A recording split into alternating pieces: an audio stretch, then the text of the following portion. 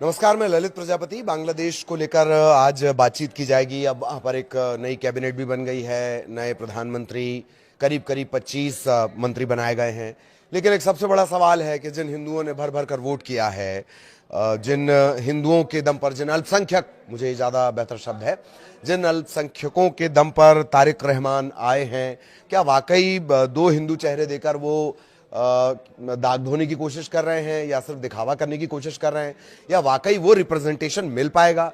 क्योंकि जो हिंदू बहुल इलाके हैं, अल्पसंख्यक बहुल इलाके हैं, वहां से तो भर भर कर जीत हुई है। जमाते इस्लामी को जो वोटर्स हैं उन्होंने एक तरह से धो दिया है। सबसे पहले इस कैबिनेट की बात कर ली जाए, दो हिंदू इसमें शामिल किए गए हैं। 13वें संसदीय चुनाव में तारिक रहमान ने जीत हासिल की। दो अल्पसंख्यक समुदाय के नेताओं को मंत्री बनाया गया है। 25 सांसदों ने मंत्री पद की शपथ ली। भारी भरकम मंत्रिमंडल है ये। निताई राय चौधरी का नाम शामिल है। हालांकि पहले बात आ रही थी कि जो चौधरी के समधी हैं और पूर्व मंत्री रह चुके हैं, गोएश्वर चंद्र रॉय, उन्हें जगह मिलेगी, उन्हें नहीं मिल पाई है। तो एक तो निताई राय चौधरी हो गए, दूसरे दीपेन दीवान, यही दो मंत्री बनाए गए हैं। पहले निताई राय चौधरी की बात कर ली जाए। दरअसल ये बांग्लादेशी वकील हैं, राजनीतिज्ञ हैं, प्रमुख रणनीतिकारों में इन्हें माना जाता है। पार्टी के प्रमुख रणनीतिकारों में ये आते हैं, सलाहकार भी रहे हैं।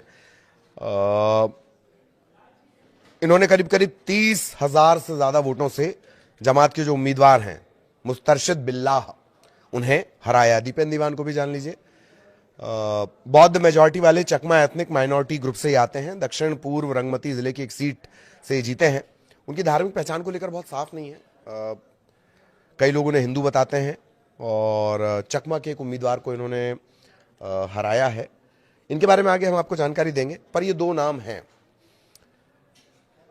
जो गोएश्वर रॉय हैं, पहले उनकी चर्चा चल रही थी क्योंकि अल्पसंख्यक हिंदू समुदाय के जो बड़े चेहरे हैं उनमें से एक वो माने जाते हैं। खालिदा जिया सरकार में 1991 से 96 के बीच वो मंत्री भी रहे हैं। और इस बार उन्हें जगह न देकर उनके जो समधी हैं, निताई राय चौधरी, उन्हें ये जिम्मेदारी दी गई है, मंत्री पद की जिम्मेदारी दी गई है। खालिदा जिया के कार्यकाल में भी जो हिंदू मंत्री हैं वो शामिल रहा करते थे। एक गोएश्वर चंद्र रॉय हैं 91 से 96, और एक गौतम चक्रवर्ती, ये भी रहे हैं। तो तारिक रहमान ने भी दो चेहरों को जगह दी है। हालांकि दूसरे चेहरे की पहचान को लेकर थोड़ा सा संशय है, वो हम क्लियर कर लेंगे।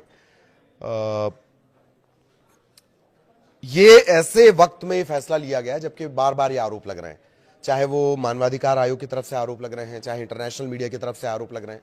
भारत भी बार बार ये कह रहा है कि वहां के अल्पसंख्यकों की चिंता भारत की सबसे बड़ी चुनौती है। तो क्या ये जो दाग लगे हुए हैं वो धो पाएंगे?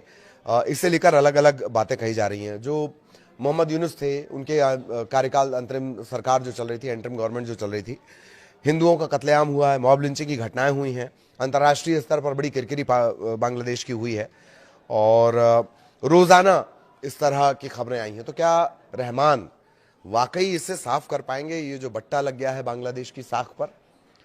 हालांकि बीएनपी भारत से संबंधों को लेकर हमेशा से संबंध जो है थोड़े तल्ख रहे हैं, खालिदा जिया के दौर से लेकर और अब तक। बीएनपी और जब भी बीएनपी सत्ता में होती तो थोड़े तल्ख संबंध होते हैं। लेकिन क्या इस बार जो आरोप लगे हैं, चूंकि बांग्लादेश की हालत खराब है, अगस्त का जिस तरीके का घटनाक्रम रहा, करीब करीब 2 साल पहले जिस तरह तख्ता पलट वहां पर हुआ, 1.5-2 साल पहले, और उसके बाद जिस तरह की स्थितियां बनी, और मोहम्मद यूनुस जाते जाते भी वो चीन का नाम ले रहे हैं, वो नेपाल का नाम ले रहे हैं, वो दुनिया जहान का नाम ले रहे हैं, और जब भारत का नाम लेना है तो वो कह रहे हैं 7 सिस्टर ग्रुप। जाते जाते भी बाज नहीं आए हैं। इसी तरह का उनका झुकाव ऑपरेशन सिंदूर के बाद पाकिस्तान की तरफ था।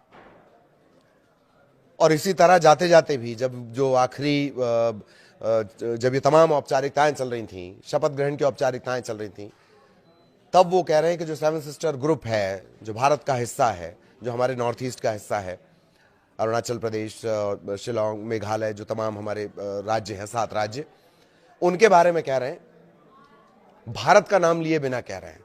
खैर छोड़िए उन्हें। तो 25 जो नाम है उस कैबिनेट में वो जान लीजिए। मिर्जा फखरुल इस्लाम है, मिर्जा फखरुल इस्लाम, अमीर खुशरू चौधरी हैं, सलाहुद्दीन अहमद है, इकबाल हसन है, हाफिज जउद्दीन है, अबू जफर हैं, डॉक्टर खलीफुर रहमान है, काजी शाह हैं, मिजानुर रहमान हैं, निताई रॉय, जिनको लेकर हमने ये खबर भी बनाई है, इसके अलावा अब्दुल मुक्तदिर हैं, अरिफुल हक हैं, जहीरुद्दीन हैं, मोहम्मद अमीन और रशीद हैं, अफरोजा खानम है, शाहिदुद्दीन है। ये वो तमाम नाम हैं, ऐसे 25 नाम हैं। 25 नामों की लंबा चौड़ा ये मंत्रिमंडल बनाया गया है और बात यही कही जा रही है कि एक बड़ी चुनौती रहेगा जो दाग बांग्लादेश के ऊपर लगे हैं इन सब के बीच। चुनौतियों के रूप में हम पहले ही आपको बता चुके हैं। भारत के साथ अगर चुनौतियों की बात कर ली जाए या भारत के साथ रिश्तों की बात कर ली जाए, सबसे पहले बात होगी शेख हसीना के प्रत्यर्पण से जुड़ी हुई, उनकी वापसी से जुड़ी हुई। दूसरी चुनौती रहेगी वो बांग्लादेश फर्स्ट की बात कर रहे हैं, क्या वाकई भारत के बिना या भारत से दोस्ती के बिना बांग्लादेश फर्स्ट की नीति पर वो इंप्लीमेंट कर पाएंगे। बांग्लादेश चाइना के बाद कपड़े का सबसे बड़ा, पूरे दुनिया में सबसे बड़ा कारोबारी है, ये आप जान लीजिए। उस उद्योग टेक्सटाइल इंडस्ट्री की भी हालत जो है वो थोड़ी सी खराब हुई है। कब खराब हुई है? इन सब घटनाक्रम के बीच में। तीसरी चुनौती की बात अगर कर ली जाए तो ज्यादा जो झुकाव है वो चीन की तरफ और पाकिस्तान की तरफ पिछली सरकार का रहा है। किस सरकार का रहा है? अंतरिम सरकार का रहा है। नई सरकार क्या करती है? उसके पास एक मौका है। अच्छा और सकारात्मक संदेश क्या दिया है तारिक रहमान ने? वो ये दिया है कि जीत के बाद जब उन्हें प्रधानमंत्री ने बधाई दी तो बहुत पॉजिटिव उनका एटीट्यूड रहा। इससे लेकर न्योता भी भेजा गया था, लेकिन प्रधानमंत्री की व्यस्तता के चलते वो नहीं गए हैं। ये वो चुनौतियां हैं जो बीएनपी के साथ या तारिक रहमान के साथ या भारत के रिश्तों के जब भी जिक्र आएगा तब जो सामने आने वाली हैं दोनों देशों के बीच। आगे क्या कुछ होता है बांग्लादेश में, बांग्लादेश की राजनीति में, वो भी अपडेट आपने अपने दर्शकों तक पहुंचाएंगे। नमस्कार।